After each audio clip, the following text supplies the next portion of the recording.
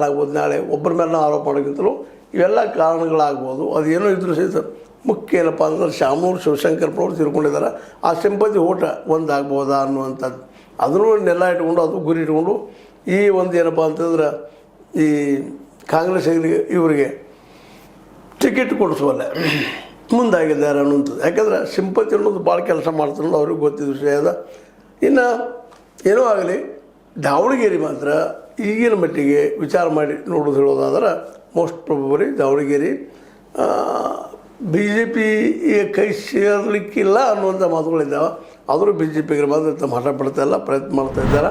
ಅದರಲ್ಲಿ ಅವರು ಯಶಸ್ವಿಯಾಗುವ ಸಾಧ್ಯತೆಗಳು ಇದ್ದಾವೆ ಅಂತೇಳಿ ಒಟ್ಟಾರೆ ಮಾತು. ಏನೂ ಇರಲಿ, ಇದು ದಾವಣಗೆರೆ ಸ್ಥಿತಿ. ಜೊತೆಗೆ ಮುಸ್ಲಿಂ ಓಟ್ಗಳು ಭಾಳ ಮಹತ್ವವನ್ನು ಪಡಿತಾವಿಲ್ಲ. ಏನು 65,000 ಅದಾವು, 70,000 ಓಟ್ ಮುಸ್ಲಿಮ್ರ ಓಟ 75 ಅದಾವು. ಇನ್ನು ನೋಡಿದಾಗ ಗೊತ್ತಾಗುವಂಥ ವಿಷಯ. ಮತ್ತು ನಾವು ಸರ್ವೇನ ಮಾಡಿಲ್ಲ, ಸರ್ವೆ ಸರಿಯಾಗಿ ನಮ್ಮಲ್ಲಿಲ್ಲ. ಒಬ್ಬರೊಂದು ಹೇಳಿ ಮತ್ತೊಂದು ರೀತಿಯಿಂದ ಆದರೂ ಈಗೇನು ಸರ್ವೆ ಮಾಡಿ ಹಾಕಿದ್ದಾರೆ ಇವು ಕರೆಕ್ಟ್ ಅಂತ ಹೇಳ್ಬೇಕಾಗಿದೆ. ಮೆದ್ದಾರು ಭಾರಿ ಇದ್ದಾರೆ, ಭಾಳ ಇದ್ದಾರೆ ಮುಸ್ಲಿಮ್ಸು. ಅವ್ರನ್ನ ಒಲಿಸ್ಕೊಳ್ಬೇಕು ಅನ್ನೋಂಥ ಪ್ರಯತ್ನವನ್ನು ನಮ್ಮ ಏನಪ್ಪ ಅಂತಂದ್ರೆ ಕಾಂಗ್ರೆಸ್ಗೆ ಸಾಕಷ್ಟು ಪ್ರಯತ್ನ ಮಾಡ್ತಾಯಿದ್ದಾರೆ. ಆದರೆ ಅದು ಯಶಸ್ವಿ ಆಗ್ತದೆ, ಹಾಗೆ ಆಗ್ತಾರೆ ಅನ್ನುವಂಥ ಭರವಸೆ ಮೂಡ್ತಾ ಇಲ್ಲ. ಬಾಯಲ್ಲಿ ಹೇಳೋದು ಬೇರೆ, ವಾಸ್ತವವಾಗಿ ಏನಾಗ್ತಾಯಿದ್ದು ಅಷ್ಟು ಮುಖ್ಯ ಆಗ್ತದೆ. ಆದರೂ ಸಹಿತ ಕೇಳಲಿ ಅನ್ನೋ ಹಂಬಲ ಎಲ್ಲರದು. ಯಾರು ಕಾಂಗ್ರೆಸ್ ಆದರೆ ಬಿ ಜೆ ಪಿಗರು ಬಿಟ್ಟು ಕೊಡ್ತಾರೆ ಅದನ್ನು.